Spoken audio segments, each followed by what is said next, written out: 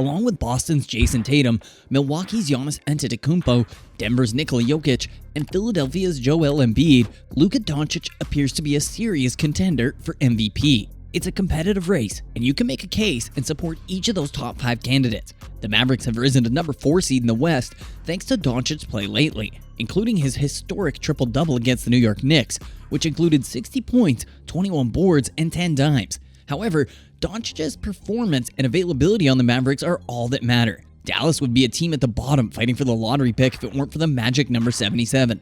The MVP award is very much in play if Doncic can maintain his dominant play and the Mavericks can climb even more in the West. Right now, Luka Doncic is and should be the MVP favorite. He is posting 56, 41, 76 shooting percentages while averaging 41.7 points, 9.9 assists, and 11 boards during this 7-game winning streak. And now is a great time to remind ourselves because we can get caught up in the moment and take greatness for granted. The current streak accomplished by Luka Doncic is historic. In the past 2 weeks, he's had 3 games with 50 points, including the first game in NBA history with 60 points, 20 boards, and 10 dimes. It must have been complete and utter madness to do what Wilt Chamberlain ever did. And he is currently playing his best 7 games of his career, winning each one. How many players have played 7 games in which they have shot at least 56%, made at least 69 assists, grabbed 77 or more rebounds, and scored at least 292 points? Luka Doncic and no one else. During today's video, we'll talk about how absolutely dominant Luka Doncic has been in recent stretch and what he and the Mavericks can hope for in the future. Stay tuned and enjoy. Luka Doncic is almost entirely responsible for the Mavericks' best stretch of the season, something we can't help but mention. While Christian Wood is playing better and other players have stepped up, Dallas wouldn't be where it stands today without Doncic's historic performance. It is essential to take in as much as possible as we are witnessing a future Hall of Famer write his legacy.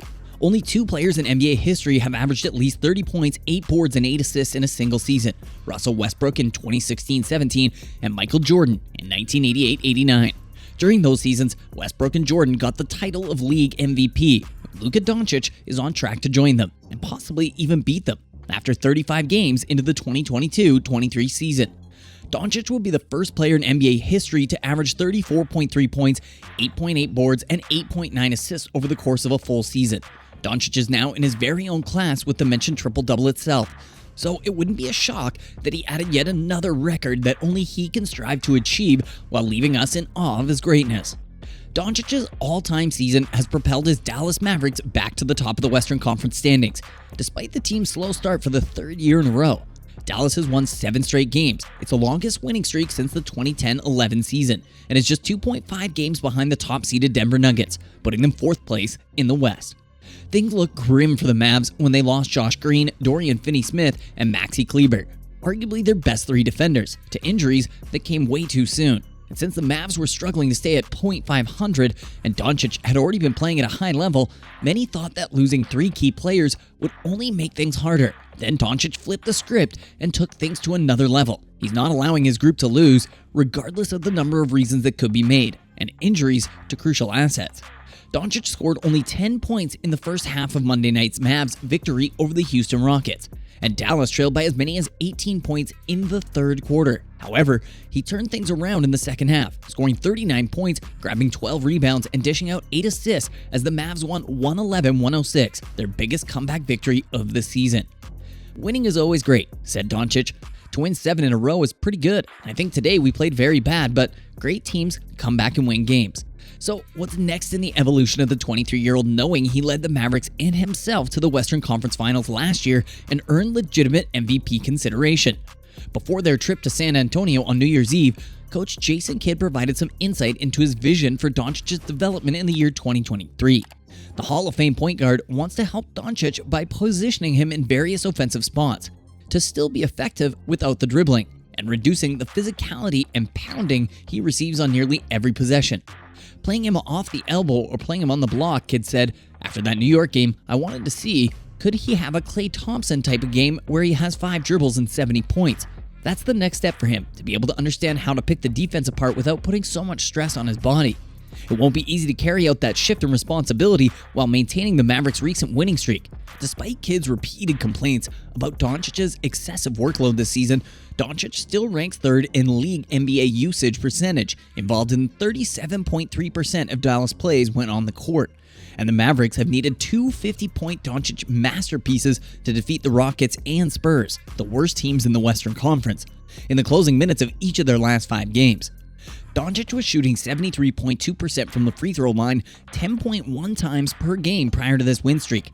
During these last 7 games, Doncic has turned up the hostility and is getting to the line 15.4 times per game while shooting 75.9%. He shot a season-high 18 of 22, or 81.8% from the line in Monday's victory. When things aren't going well for Luka, if he's not shooting the three well, just his maturity to understand there's other ways to score is big, said Coach Jayson Kidd. And when you're losing, to be able to score when the clock isn't moving is a way to get back into the game, and I thought he did that at a very high level.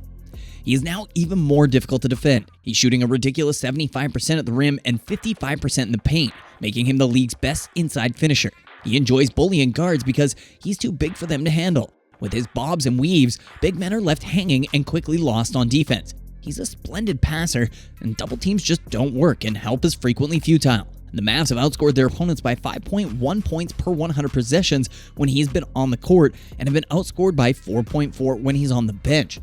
Christian Wood, who has recently started alongside his superstar teammate and is averaging 18.9 points, 7.5 boards, and 2.9 blocks per game since, has raised his own level of play as well, and the Mavs are 7-1 in games where Doncic and Wood start together. And before the February 9th trade deadline, or more likely during the offseason when draft pick flexibility opens up, the Mavs still need to make the roster improvements. For the time being, however, Doncic is demonstrating that he is capable of making a team a contender regardless of the circumstances, and the Mavs can accomplish anything this season if he stays healthy and plays. The roster of the Dallas Mavericks is, well, not great. Christian Wood is the second best player on the team. Spencer Dinwiddie is the third. It's kind of embarrassing, and the Mavericks would be leading the brick for Vic Wembanyama competition if Luka hadn't played some of the best basketball the league has ever seen. Luka may not be able to continue this, however. He's playing nearly 37 minutes per game, which is highest in the league, and his nearly 10 minutes per game with the ball would also be the highest mark in 10 years, according to publicly available data. And if the Mavericks could get him some help, that would be wonderful. Let's take a moment to appreciate a master at the top of his game while we see what happens in the future. And how do you feel about Luka? Will this season finally see him win that elusive MVP? Subscribe to our channel for more amazing NBA content and let me know in the comments what you think. Thanks for watching.